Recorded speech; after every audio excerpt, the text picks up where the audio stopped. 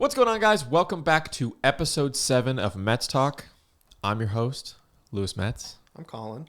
Collin Farmer, my beautiful co-host here. Back, and we are going to be talking about something that I've really been wanting to make a video about for a long time, and that is kind of this current state of content creation and what it looks like from a creative perspective. Somebody that works in content creation, somebody that works in programming, which is another creative field where you're putting a lot of mental time and energy into things and personalizing things, and just what that looks like when it comes to fatigue, burnout, all that kind of stuff. So we're really going to be diving into that today. Of course, we'll hit our news right off the top.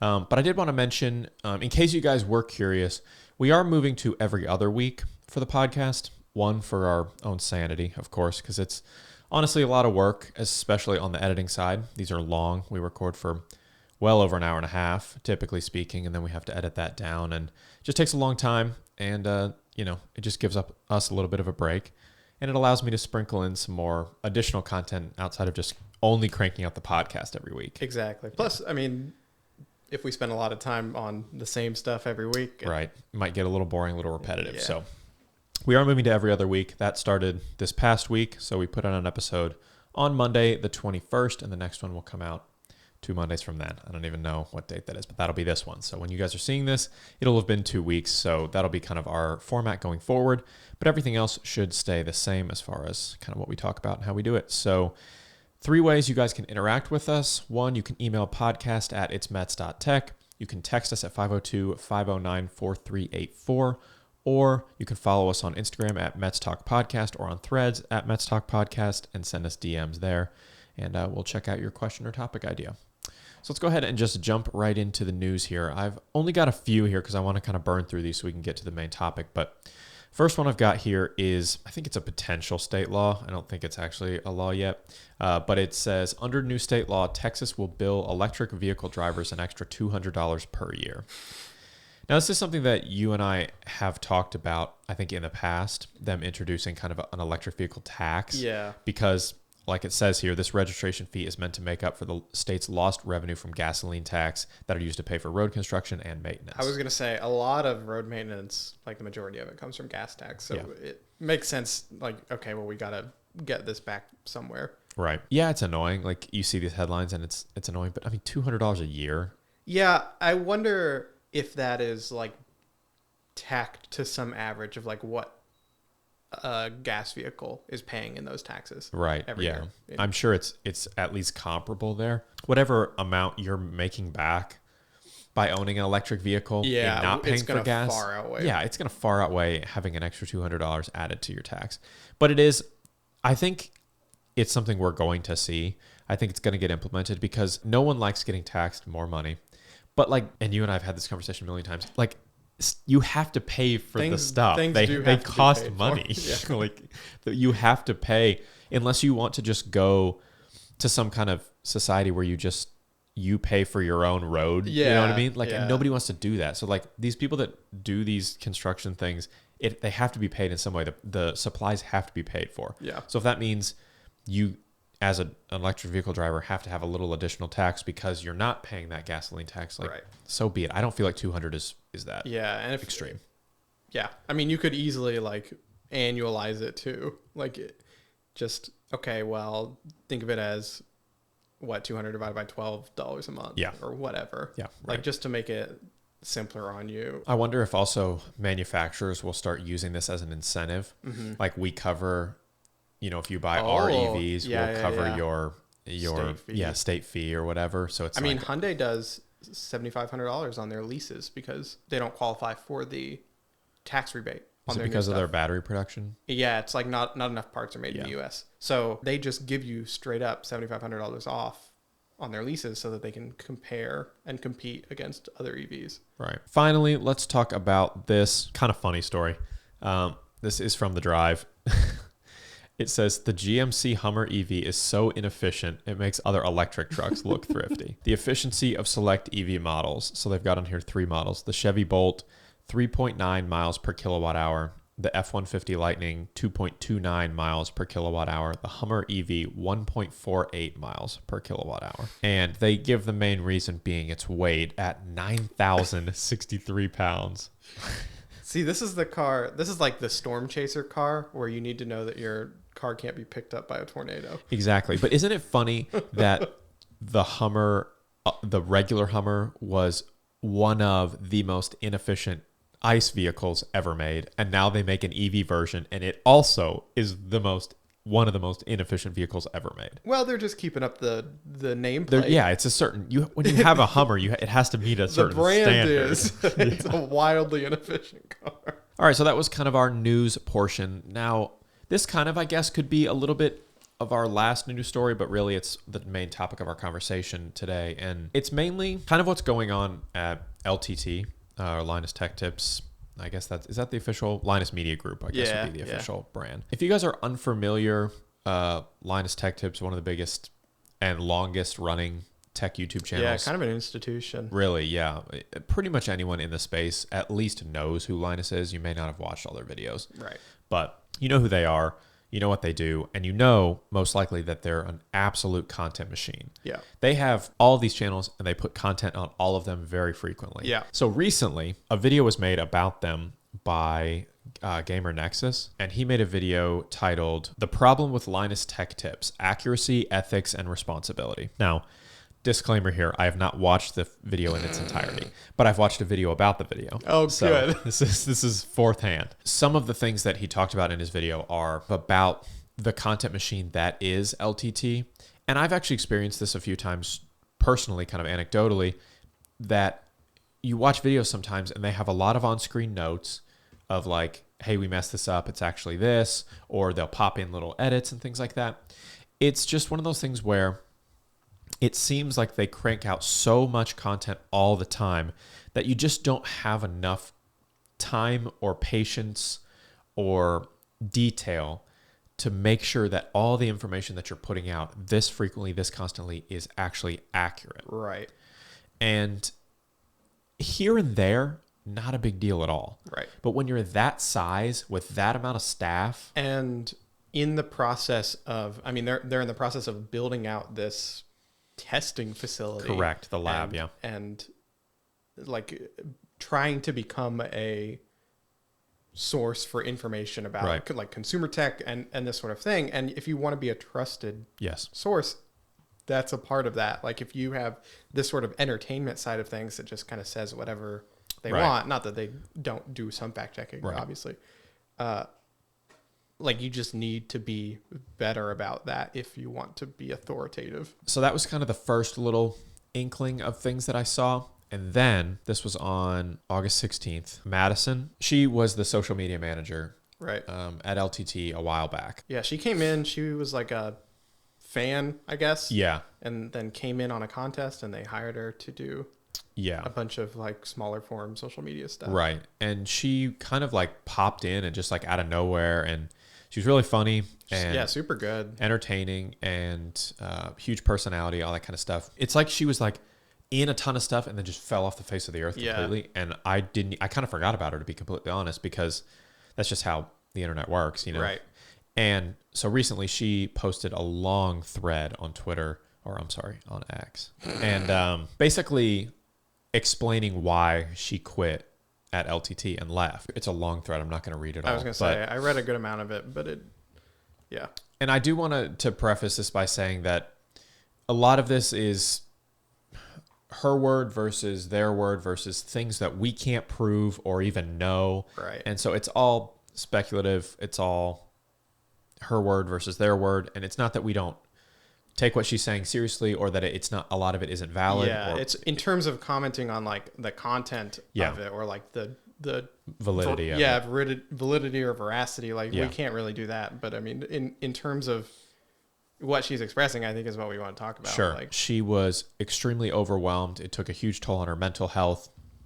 She was in a higher up social media role and was expected, in her words, to post 3 tweets, 2 Instagram posts, and 2 TikToks minimum per day, and was also expected to plan, film, edit, and post 2 Float Plane exclusives per week. Float Plane, we didn't mention it, is their like private Correct. Not private, but it's kind of their alternative. Yeah, it's like a Patreon YouTube combo thing. Yeah. Where they post some exclusive and some early content that they end up posting on YouTube. She goes on to kind of describe maybe some potential inappropriate behavior, some lack of affirmation from higher up. Yeah. When she brought things to people's attention, just a lot of kind of poor managerial behavior, which is readable at LTT because it does just seem like a group of guys still like kind of hanging out. And so if you're not part of the friend group, like it's probably pretty easy to get pushed to the side. Yeah. Terrible situation for her. Really bad look for LTT. I think Linus tweeted that they're going to be postponing all content for a while they do an internal investigation, process through some stuff. And I want to get into this kind of the work-life balance, the content machine versus a human being type conversation, which is a struggle for me also. Like just thinking about the stuff that she had done that I'd seen, like it was clear that she put thought into the type of content that she was making. Like she tried to keep it like relevant to whatever sort of memes were going around and that sort of thing. So as you and I know, like the expectation of iterating on something creatively really, really rapidly is super draining. Like being able to do something new and fun that like speaks to you in a creative way over and over and over 5 days a week is exhausting. 5 days a week, like 10 times a day. Yeah. You know what I mean? Yeah. Like I truly don't think even the most creative people can function in that type of situation. And it's not as much like, okay, you can look at this situation and say, how hard is it to tweet something twice a day? Or how hard is it to make a TikTok? Just hold your phone out and hit record. But like when something is a creative endeavor, it's not about like the doing of it. Correct. Like I can sit at my keyboard and type whatever and be done for the day. But it's an expression of something more than just kind of what's going into it. And when you're making that thing, you have to come out of it happy and proud of it. And it is a part of you. So being able to do that every day, it just isn't as easy as, pressing record on TikTok. Right. I've been wanting to make a video about this for a long time. And I just didn't really know the best way to do it or how well it would be received, because kind of the worst place to put your I hate making content video. Yes, but also like to be vulnerable and post your struggles is YouTube. Well, I mean really any social media, but like YouTube especially, because like people don't really care. And people think, "Oh, you're making videos, for a living." Like I am making videos for a living, but not specifically like my Metz Tech YouTube videos. That's just an additional thing. But people like you said, like how hard is just hit record on a camera and say some words and then post it and get paid? And it's doesn't work like that. Creativity is hard. It's like taking care of like a farm animal versus like taking care of your child. Like there's an emotional and like substantive part of yourself that you are putting into taking care of your child versus an animal. Oh, I'm just going to hit all the checklists, right? Correct. I got to feed it. I got to water it, whatever. And I think farm animal's a good one because like a dog. Oh yeah, a pet. Like you care about this thing and you're invested in it and like you want to only feed it kind of the best things or whatever. And that's true of anything that you care about, right? Yeah. But if it's a farm animal that has an ultimate purpose, to be a food source or something along those lines, then you're going to take care of it because you want it to be the best quality, but there's not all that emotion going into it. Right. Not to say some farmers don't legitimately care about their vehicles, of course. or vehicles. Well, if you ride a horse, does that make it a vehicle?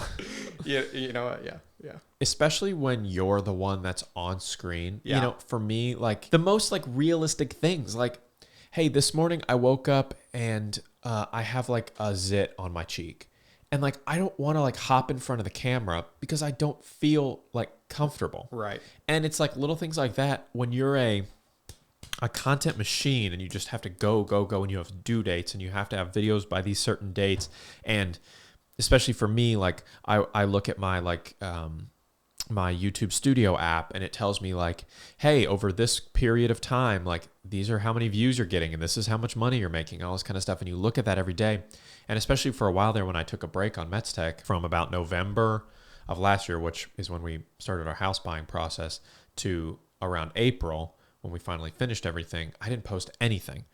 and you just see your numbers just drop and drop and drop and drop. And it is so disheartening, and it adds all this pressure.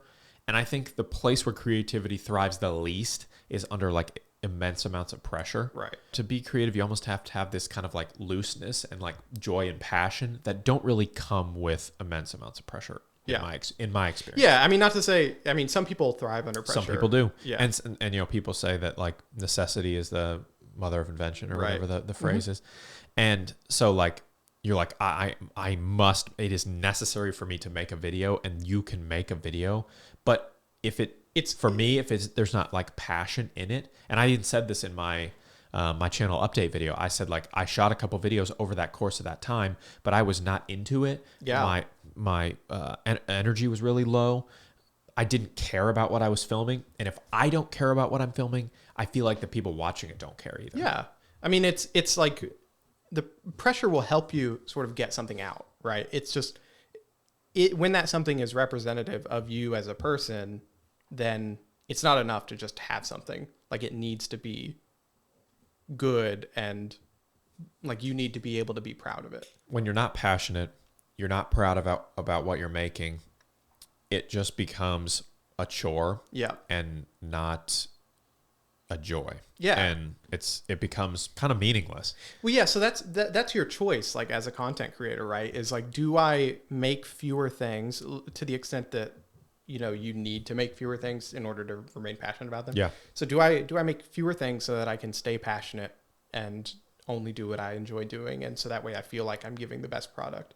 Or do I totally detach myself emotionally and just run through the motions and put clips together and do whatever so that this is a thing, and whatever, here you go, like it's a video, take it? Or do you look at it like, which I feel a lot of YouTubers do, where they, and content creators in general, get into this is my well-being, this is how I live, this is how I pay bills, and so I'm going to make whatever the algorithm wants me to make, so that I stay relevant, so that I keep the ad revenue coming in, all that kind of stuff. So people just crank out the same generic garbage content over and over and over again, whatever's going to get the most clicks. And I truly believe that those people, this is not all inclusive, but a vast majority of those people are not actually passionate about what they're making videos on. They're just making videos because that's the job they're in now. Yeah. Because they went viral or gained a lot of subscribers. And so now they just keep making the same content and hope that fan base stays the same, or at least a similar type of fan continues to come up around them. And you just lose, it's almost like you just lose the humanity in it. And that's when it goes to this like content machine thing. Yeah.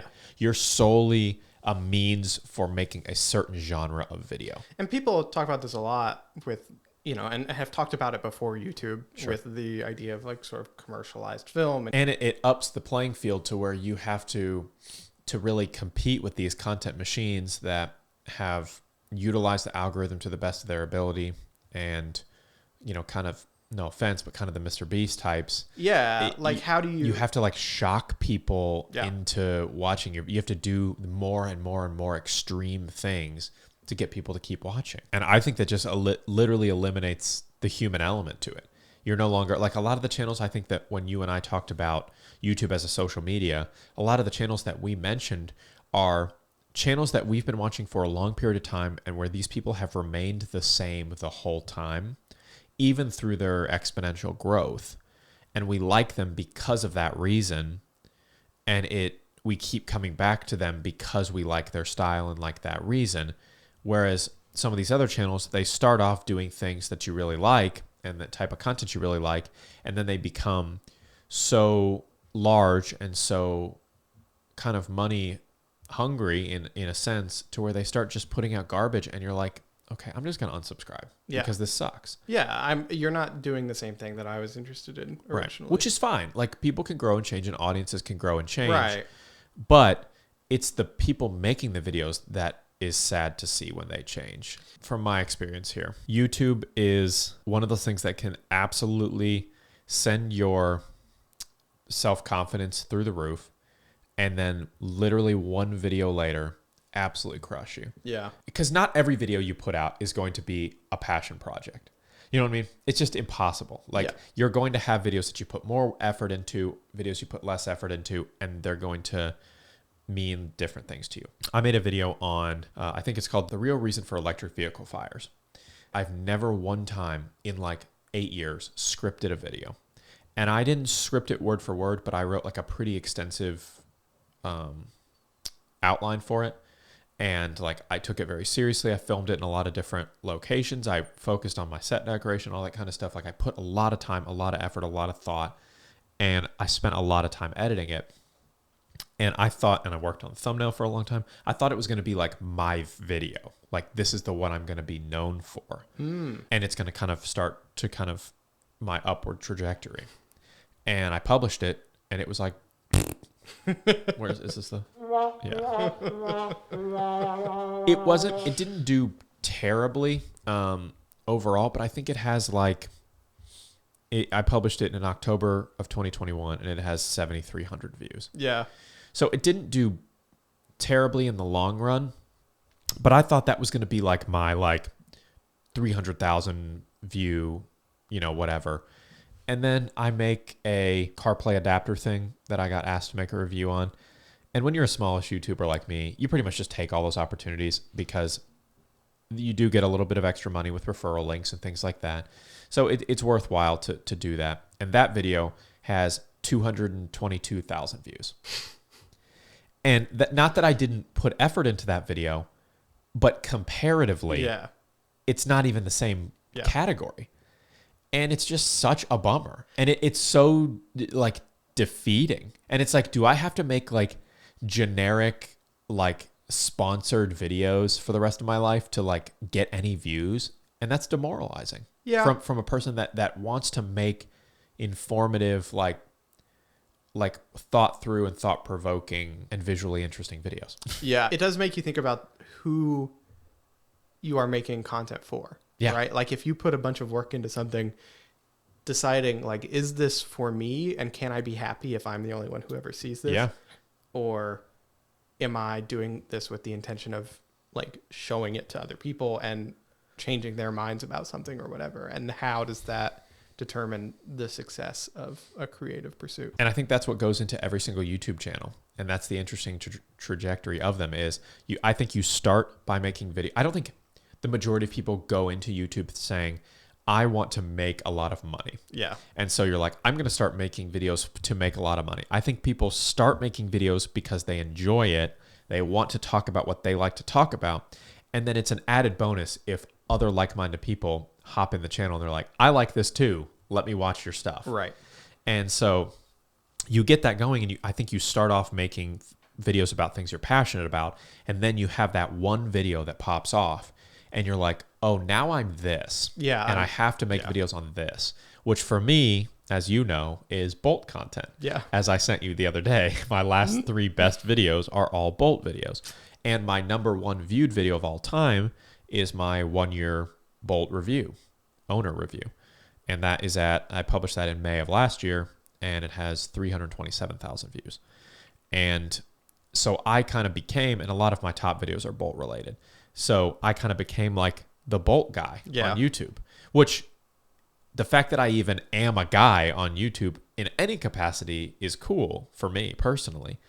But also, you've been a little pigeonholed. Exactly. Yeah. I had that in my head. I have been a little pigeonholed. And so anytime I'm like, hey, the new iOS beta dropped, I want to make a video on Shut up, Bolt guy. Yeah, it's exactly. What are you talking about, Bolt guy? Where's the next Bolt video? And I've had people, no exaggeration, comment on non-Bolt videos. Hey, can you make a video about the whatever thing, you know, whatever GM thing just got released? And I'm like, I guess, yeah, I'll put it on my list. And it's, of course, not that I'm not passionate about the Bolt and passionate about electric vehicles. It's just, there's only so many videos you can make on the Bolt. Yeah. You contain multitudes. There's more to you than there are. There's more things, and I like the electric vehicle space. Period. Yeah. I just happen to be a Bolt owner, and also happen to really like the Bolt because of all the reasons we've talked about in the past. So it's not that I am not going to make Bolt videos. It's just there's other vehicles out there, and there's other videos to make out there. But I do feel pigeonholed sometimes, and you almost become like obligated to do stuff. Like if you're getting 10 million views on something every time, and then you stop doing it, like are the thoughts running through your head like, now am I disappointing 10 million people? Yeah. That's a lot of people who aren't seeing this thing. Your flash in the pan popularity can literally be like, you know what I mean? So you could make a video, it explodes, you get 10 million views, and you never make another video again the rest of your career that gets even close to that. Yeah. And so you're constantly... So what does that do to your psyche? Yeah, you're constantly chasing that high again. And I think that's part of the problem with a lot of these content creators and why people fall off, is because you realize eventually, I'm never going to reach this peak again, so I'm just going to quit. Yeah.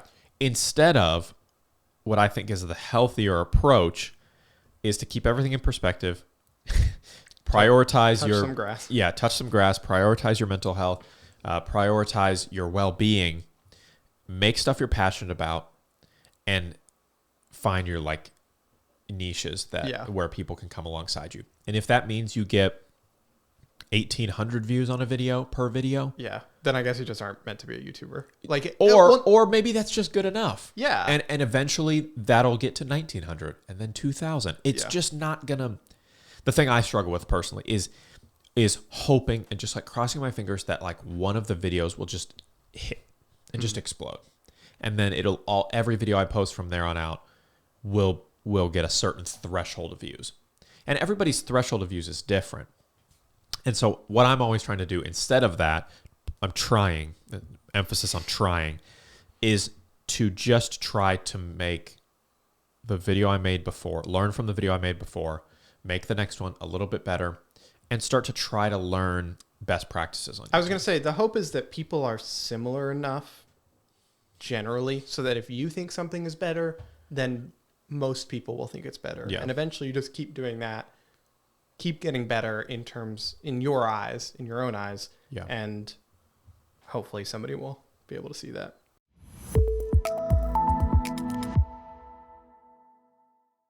So there was a time period at work where I went from sometimes posting 5 to 6 videos a month to not posting for an entire year. And there were a couple facets to that. Inventory levels were super low. If you guys don't know, I work for a car dealership, make YouTube videos on cars. Inventory levels super low during the chip shortages, assorted things like that. And just to be completely fair, like my passion level for it was just super low. And you know this, we both have our mental health struggles.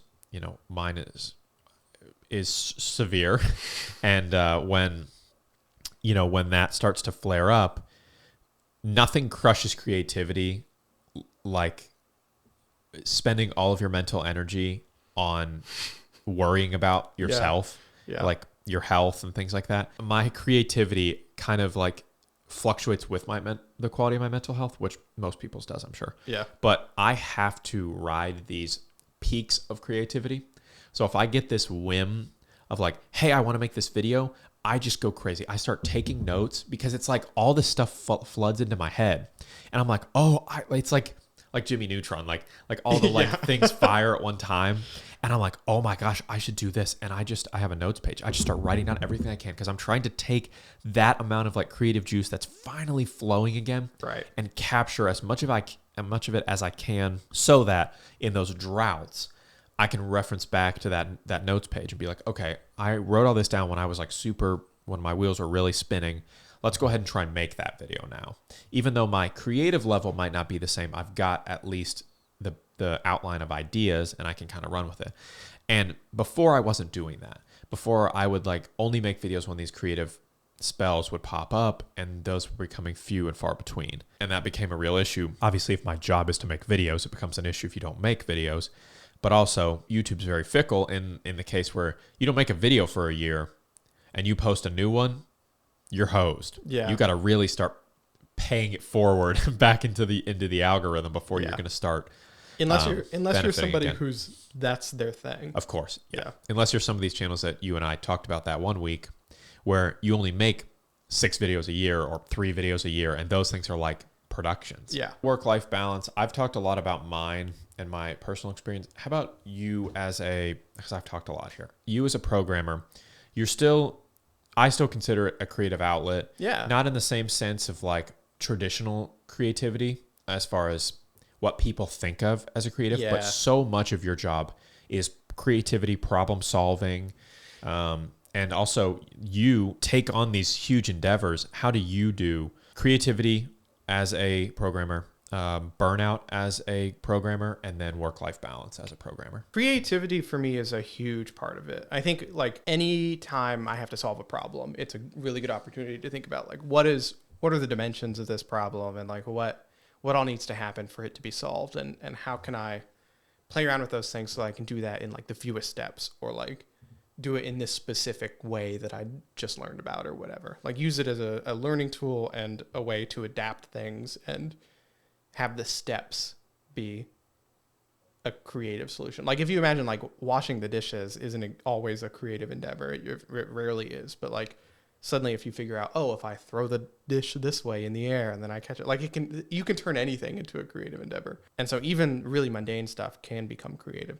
The challenge there is doing something creatively, especially in development, because like you have to ensure that if something changes or if you need to revisit something, that you can look at it and understand what's going on. So you can't get too creative if it's something that needs to work for a long time. But outside of like the normal project process, like doing passion stuff, I spent a lot of time just goofing around with stuff. And I mean, the past week I did this weird like adventure game thing where you sort of click links and it takes you to places and it reads out messages and you can tell a little story, like choose your own adventure type deal, just as a way to play around with some new stuff that I was looking at. Like it's a very quick way of, oh, I have an idea, let me spin it out into something. And if it just requires typing and all the things that I'm normally doing anyway, like it becomes really quick to have an idea and get a working sort of prototype of it and see it. My struggle with that is I also think it makes me care less about individual projects because my brain is just like, oh,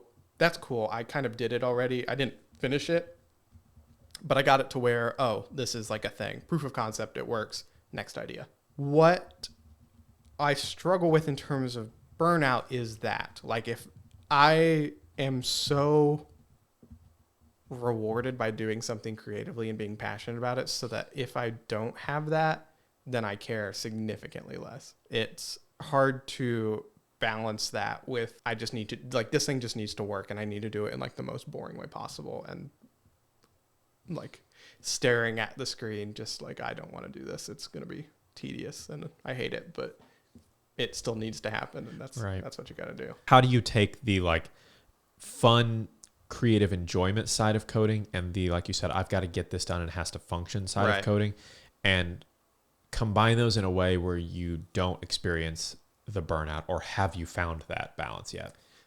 There are a couple ways. I mean, there's things like getting a new tool would be an example. Like you've got a new tool and you're trying to put something together and you're like, oh, I'll go use my new electric screwdriver or whatever. Right.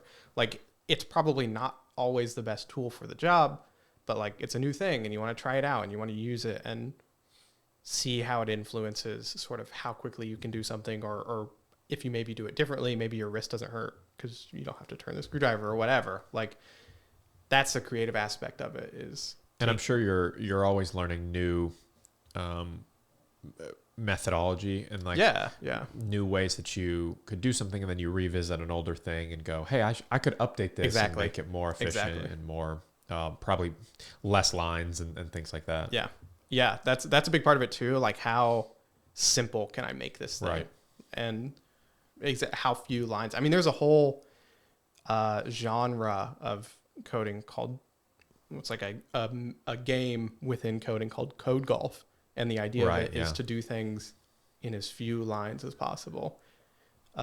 Super cool. It's become a game within a game where you have people developing whole languages that are just like shorthand almost. Yeah, that are just exclusively for doing code golf stuff. What do you think as far as like, we both work in the same fields that we play in? Yeah. And that's really dangerous. It definitely is. Because like for me, part of the reason I get burnout, I have a freelance editing gig. I have Metz Tech, which is personal, completely personal. I have this podcast, which is completely personal. And then separate from all of that, I have social media management responsibilities, YouTube content producing responsibilities, TV commercial producing responsibilities, and then additional business related freelance responsibilities.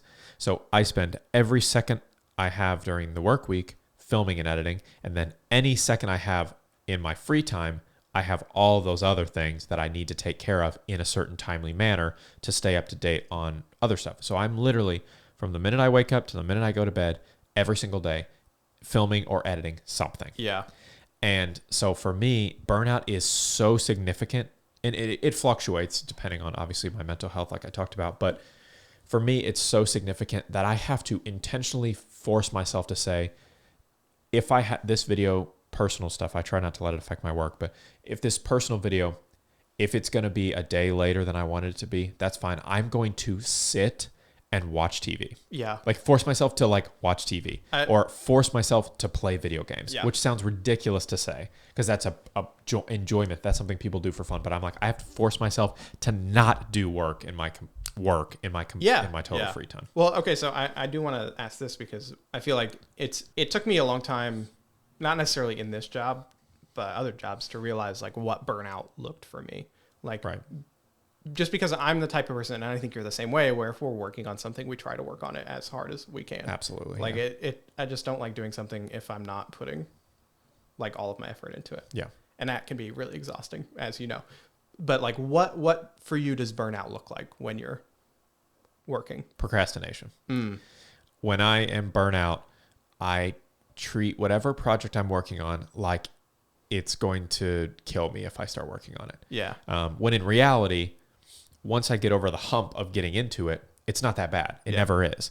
It's always when I'm tired, I get frustrated and I'm like, I just don't want to do it. I don't want to do it. I don't want to do it. I don't like this video. I'm not passionate about it. It doesn't grip me or whatever. And so instead of just putting my head down and grinding through it, I just avoid it at all costs. Yeah. So burnout to me is procrastination and avoidance for sure. Yeah. I definitely get that. That would be a big part of mine too. Yeah. It's not so much that I am then disliking what I'm doing. It's that I don't want to do this particular aspect. Exactly. And then what I think happens for both of us is we then take on a new other thing. Yeah. And we put the other thing on the back that we've put all this preliminary work into on the back burner. And then it either falls off completely and disappears into the void, or it becomes even more significant mentally to overcome, or a task to complete, that we end up just burying it until it literally has to be done. And then I end up hating it. So what I have to do is, and what I found helpful for me, is that when I do a project, I force myself to complete that project before I add another one, especially if it's time sensitive, you have to. But I try not to just let things pile up. Right. I try to film, edit, complete, start again. Yeah. And for me, that's really helped. Instead of shooting a bunch of stuff, and then I go, oh, I kind of like this. I like this better, so I'm going to do this. Yeah. And that's helped me a little bit. But also trying to be as organized as possible when you're making content is really helpful. Trying to keep a notes page, a spreadsheet, so that way when you do return to it. Yeah. Everything's organized, sorting things, not just letting folders and files just be everywhere. Trying to just be more organized has really helped me, I think, declutter my brain and things like that. Yeah, so that's something I'm really working on too. And they're pretty generic to say, like, oh, be organized, but in the creative process, I mean, it's hard to be organized. Yes. If you are having, if you are feeling creatively inspired in some type of way, like the ideas are coming a mile a minute. Exactly. And so, like I said, my little spikes, stuff's just flowing out of my brain. And it sounds ridiculous to say, but like the second, like you start to write it down and seriously consider one idea, you start to lose track of, oh, what was I just thinking about? Because that was also a good idea. And unless you have something that can work as quickly as your brain is thinking, it becomes really easy to lose ideas. So a lot of the time you just don't bother. And you're like, I'm just going to immediately start doing this and hope that I can get it out before I'm done. For a person like me, if you don't like writing, which I hate writing, but sometimes I do like bullet points because that's just easier for me. I don't like long form writing. Every single one of you watching this video has one of these, and in some form or fashion, and every single one of these has a voice recorder on it. Yeah. You don't need a mic. You don't need nothing. You just talk to the butt of your phone. pull up your voice recorder, go into a notes page, label it new idea, and just hit record and start talking about your ideas in a way that you would understand. Yeah. And then save that file, that audio file, into that notes page. So if you ever want to go back to it and you're like, I didn't want to sit and type everything out, I was just driving in the car, I hit record and start talking, you can even flesh things out in a more comprehensive way that way than you would being able to just jot down notes. Maybe it makes more sense to you at that point. Yeah. I've had a lot of the time when I need to flesh out an idea, I will just start talking out loud about it. So let's close out on this outro question here. Let's do it. Let's make it 1 to 2 things. Try 1, but if you've got a couple, go with 2. Okay. From your perspective, Collin Farmer, as a programmer, as a creative, what is 1 to 2 things, or what are 1 to 2 things that people don't understand about being a creative in your field? In my field in particular, it's a lot of the time the creativity doesn't really come with anything that you can see. It's a lot of the time it's a novel, like, implementation of an idea. Like, can I do this thing without doing this other thing? Like, what if I can give you a really technical example. Like, Please. With my little adventure thing, I was like, okay, well, what if I can do this with no scripting on the front end? So, like, no JavaScript in this website. Can I still build an adventure game out of that can appear visually? So can you, like, use HTML and CSS exclusively to help things move around and, like, keep track of state and give you, like, a map without having to go from link to link? That, I think, is, like, in my field in particular, like, it's not always about what you can see that is the creative aspect of something. It's about the process of doing it. What about you? What do you? Because, I mean, a lot of what you do is visual. I mean, yes, pretty much. I guess in a filmmaking position, everything that you do is either on the screen or coming through speakers. Yeah, I'm going to give kind of a two-parter here, because I like what you said. Like, one, the amount of factors that go into making a video, audio, color, even at the beginning, the concept, the idea, if you're working with actors, the direction. Correct. Yeah, exactly. Choice of individual, and every single thing that happens is a choice. Yeah, I think that's something people don't get generally either. Yeah. Like, when you are working on something creatively, every component of it is a choice. Every single one. You are creating something from nothing, and so every aspect of it is something you have to consciously decide on. Yeah, that takes a lot of mental energy in a way that I don't think people that don't do it really understand. I think people, like you said at the very beginning, people think set the camera up, which in and of itself takes time and thought and effort. Yeah. Set the camera up and you hit record and you just talk and then you just throw it up on YouTube. Yeah. When I was actually talking to my brother on the phone the other day, and he was like asking why there wasn't a podcast, because he listened. So we really appreciate that. Shout out, Luke. But I told him, like, we're moving it to every other week because it takes, I was basically filming Mondays, editing the entire week, finishing on Sunday, Monday making the thumbnail, and then making the notes for the next week, and we'd record that night. And it was just a cycle like that. I had no time for anything else because it was so involved. Yeah. And I told him, like, we record for an hour and 40 minutes. We're currently at an hour and 24 minutes or 25 minutes right now. And he's like, oh, wow, I had no idea.